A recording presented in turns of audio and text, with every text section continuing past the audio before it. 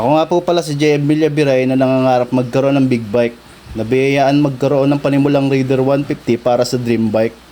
At kung paano natin tutuparin yon, yun ang hindi ko pa rin alam.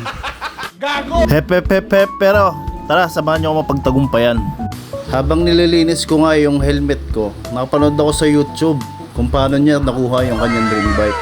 Kaya biglang napaisip ako kung posible kaya yung Raider 150 natin ay magawa nating big bike. Kaya mas maganda siguro kung may challenge.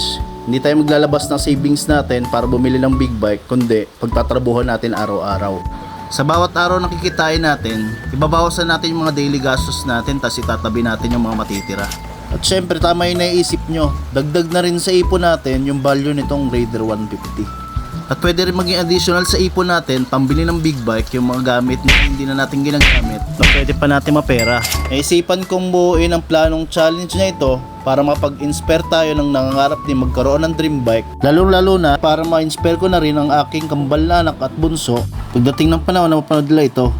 Habang pinapanood nyo ito, ang meron lang tayo ay ang Raider 150 na nagkakalaga na ipipix na natin sa pagbebenta ng 50,000. I-update ko kayo sa progreso natin bawat araw. At kung magkano na yung hawak natin pera. Kaya sa mga gusto rin bumili ng Raider 150, meron tayong available na nakikita nyo sa video. Maraming salamat sa pagsama mga katotilan. I-update ko kayo, sana magtagumpay tayo. Pa-follow, like and share na rin ang video natin para sa mga susunod. Makita nyo kung anong progreso natin.